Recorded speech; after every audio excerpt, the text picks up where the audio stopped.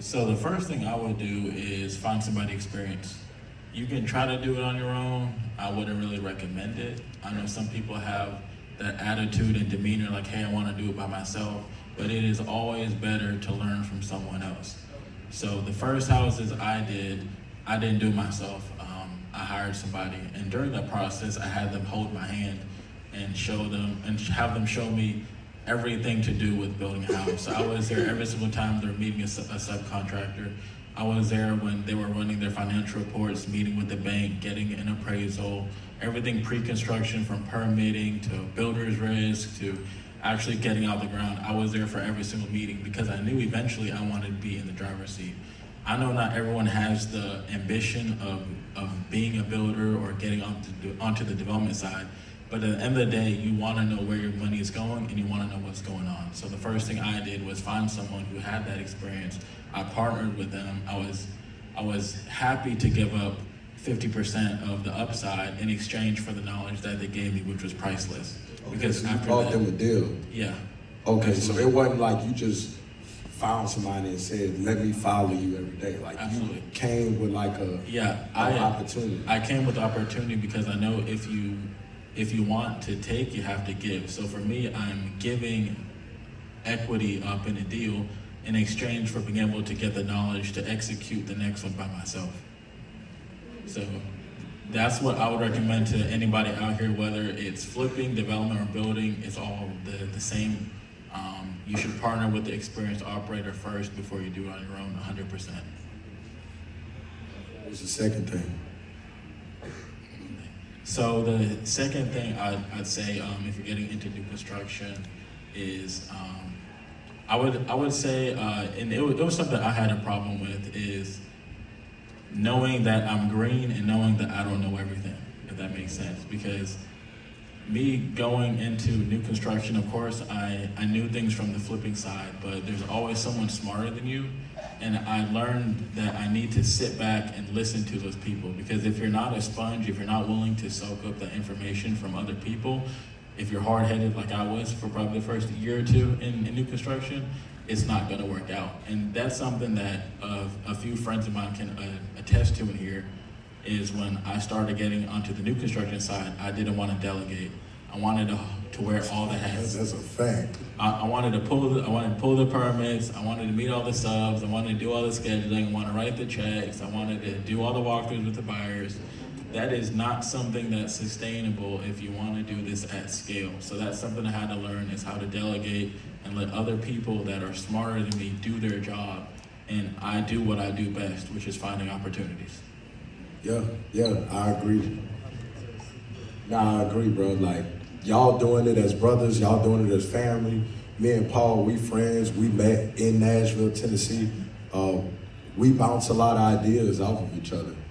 We call each other, we talk about deals that we looking to do, we talk about deals that we're actively doing, and at the end of the day, we never put ourselves above each other to where we can't learn from each other, you know what I mean? You know what I'm saying? Where it's like, Paul might call me and let me know, hey, I found this sub that I'm using, you should use him, vice versa. Or I might call Paul and say, hey, I'm looking at this deal, and he might tell me, don't build on this. It ain't buildable. You know what I'm saying? Because Paul read the entire book. You know, Paul read the entire codes and planning book. You know what I mean? So at the end of the day, it's all coming back to this same thing as far as surround yourself with good counsel. It's in the Bible.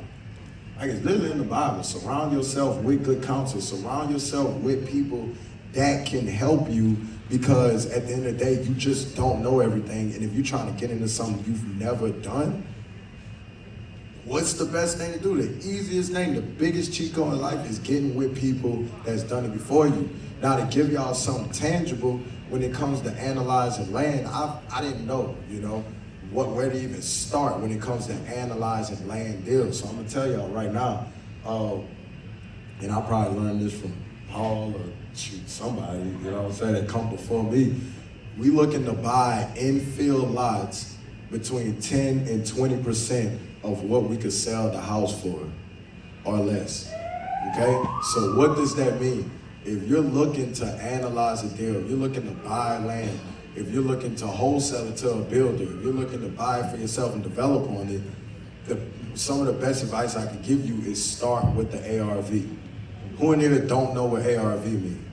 All right, everybody know what it means. All right. ARV means after repair value, the retail value. So, for instance, I'm about to buy a lot next Friday, and I'm buying this lot for a price.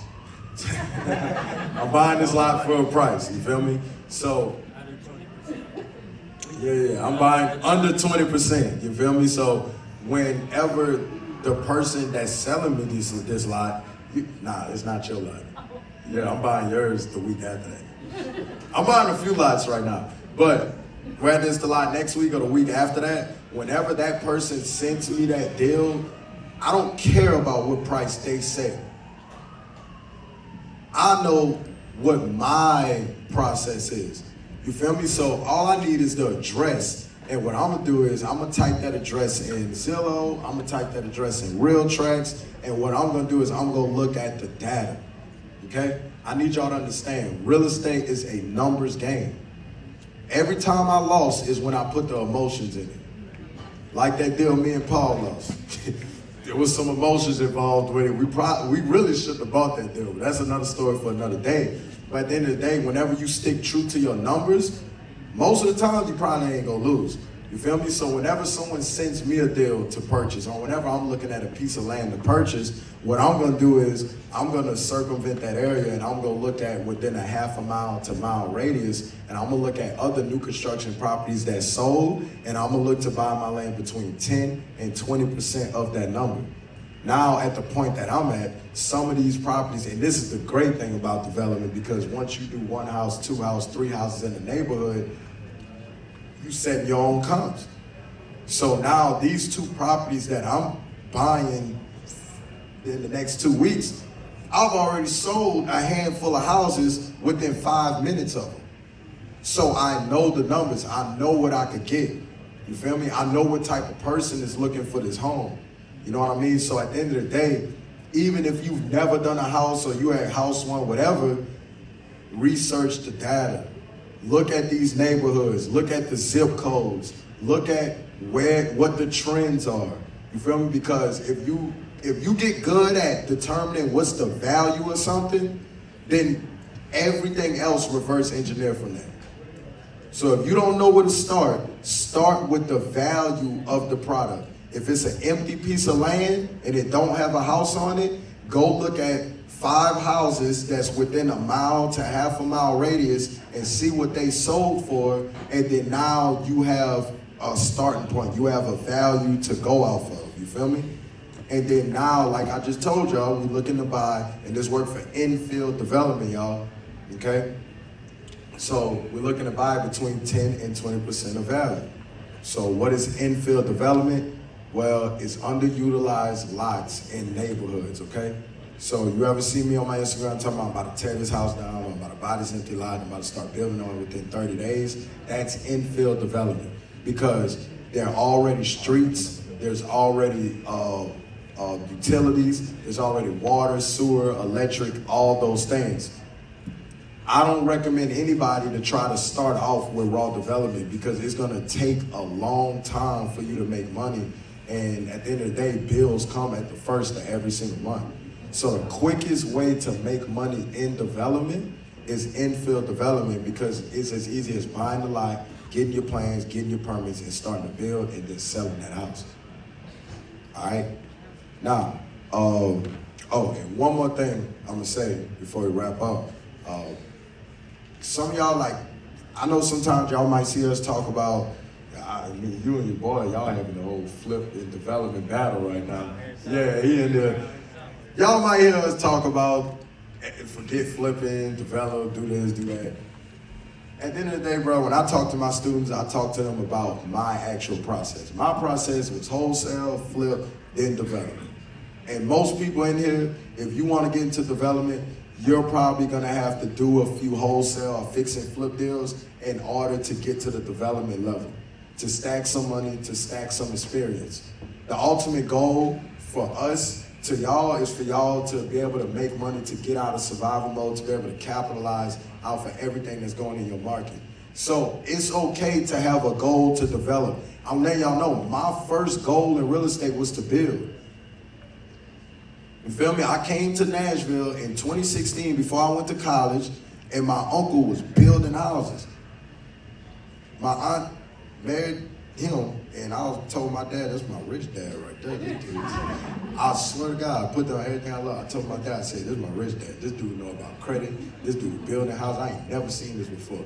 I came out here, they flew me out here on points. My first time getting on a flight was after I graduated, like that. So I flew out here and he took me to his house, and I was like, bro, I won't build houses. Like, that was the coolest thing to me. I didn't build my first house until like 7 years after that. I had did wholesale deals, I had did fix and flip deals, but I always knew in my mind, I'm gonna get into development.